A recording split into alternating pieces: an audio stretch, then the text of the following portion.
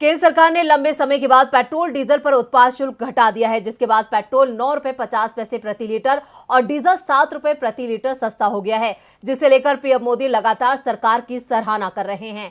लेकिन वहीं विपक्षी दल मोदी सरकार के तेल के खेल को समझ चुके हैं, इसलिए कांग्रेस ने इस फैसले की आलोचना की है। साथ ही पूरा गणित समझाकर यह भी बता दिया कि सरकार ने केवल लोगों की आंखों में धूल झोंकने का काम किया है। देश में जनता महंगाई से परेशान हो चुकी है, लेकिन मोदी सरकार आंखें मूंदे बैठी है। मगर अब जैसे जैसे चुनाव नजदीक आ रहे हैं, वैसे वैसे केंद्र सरकार मेहरबान हो रही है।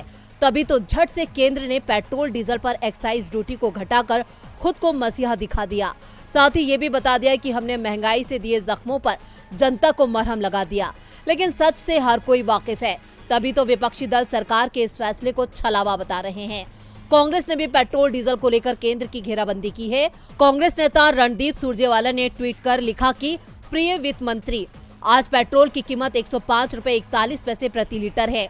आपका कहना है कि कीमत 9 रुपए 50 पैसे कम हो जाएगी। 21 मार्च 2022 यानी 60 दिन पहले पेट्रोल की कीमत 95 रुपए 41 पैसे प्रति लीटर थी। 60 दिनों में आपने पेट्रोल की कीमत में 10 रुपए प्रति लीटर की वृद्धि की और अब इसे 9 रुपए 50 पैसे प्रति लीटर कम कर दिया। जनता को मूर्ख ना बनाए। उन्होंने आगे लिखा कि प्रिय वित्त मंत्री, आज डीजल की कीमत 96 रुपए 67 पैसे प्रति लीटर है। आपका कहना है कि इसकी कीमत 7 रुपए प्रति लीटर कम हो जाएगी। 21 मार्च 2022 यानी 60 दिन पहले डीजल की कीमत 86 रुपए 67 पैसे प्रति लीटर थी। 60 दिनों में आपने डीजल की कीमत में 10 रुपए प्रति लीटर की वृद्धि की और अब इसे 7 रुपए प्रति लीटर कम कर दिया। लोगों को बेवकूफ बनाना बंद करिए। ये आंकड़े साफ बताते हैं कि सरकार ने किस कदर जनता के साथ छल किया है। बावजूद इसके पीएम मोदी तो अपनी सरकार की तारीफों के पुल बांधे ही जा रहे हैं। लेकिन सवाल उठता है कि जब राहत दी ही नहीं तो दिखावा किस बात का? जब तेल में लगी आग बुझाई ही नहीं तो वाहवाही किस बात की? क्या सरकार ने ये दिखावा केवल चुनाव के लिए किया है?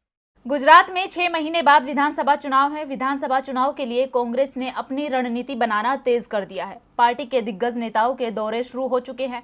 पार्टी की नजर उन लोगों पर भी है जो राज्य में लोकप्रिय हैं, साथ ही वो बीजेपी की विचारधारा से भी प्रभावित नहीं है। कांग्रेस ने साफ कर दिया कि हार्डकोर बीजेपी नेता को वो पार्टी में नहीं लेगी। तो किस पर है कांग्रेस की नजर और क्या है कांग्रेस की रणनीति, देखिए रिपोर्ट। गुजरात चुनाव से पहले कांग्रेस में उथल पुथल मची हुई है। एक तरफ चुनाव नजदीक आ रहा है तो दूसरी ओर कांग्रेस बीजेपी को हराने की रणनीति बनाने में जुट गई है। लेकिन पार्टी को झटके भी लग रहे हैं। पार्टी के कुछ नेता दूसरे दलों में चले गए हैं, जिसमें हार्दिक पटेल का नाम भी शामिल है।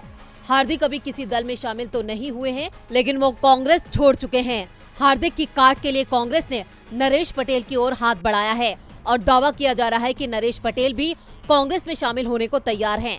दरअसल गुजरात में पटेलों की आबादी 22% के करीब है और नरेश पटेल की लोकप्रियता पाटीदारों में जबरदस्त है। नरेश पटेल अगर कांग्रेस में आते हैं तो कांग्रेस को इसका फायदा मिलना तय माना जा रहा है, जिससे कांग्रेस हार्दिक पटेल से मिले झटके से भी आसानी से उभर जाएगी। नरेश की लोकप्रियता इस समय चरम पर है तो हार्दिक पटेल की लोकप्रियता में पिछले कुछ दिनों से जबरदस्त गिरावट आई थी। ऐसे में हार्दिक के जाने से कांग्रेस को जो नुकसान हुआ है, उससे ज्यादा फायदा नरेश पटेल की पार्टी में शामिल होने से मिल सकता है। कांग्रेस नेताओं की नरेश पटेल से बात हो चुकी है और जल्द ही वो कांग्रेस में शामिल होने का ऐलान कर सकते हैं। इसके अलावा कांग्रेस की नजर दलित नेता जिग्नेश मेवानी पर भी है। जिग्नेश साफ कर चुके हैं कि वो अगला चुनाव कांग्रेस के टिकट पर लड़ेंगे। वो कांग्रेस के पक्ष में प्रचार कर रहे हैं। जिग्नेश निर्दलीय विधायक हैं। तकनीकी रूप से वो कांग्रेस में शामिल भले ही ना हो, लेकिन उन्होंने साफ कर दिया है कि चुनावों से पहले वो कांग्रेस की सदस्यता भी लेंगे। जिग्नेश और नरेश पटेल के सहारे कांग्रेस बड़े जनाधार को साधने की कोशिश में है, जिससे बीजेपी को आसानी से मात दी जा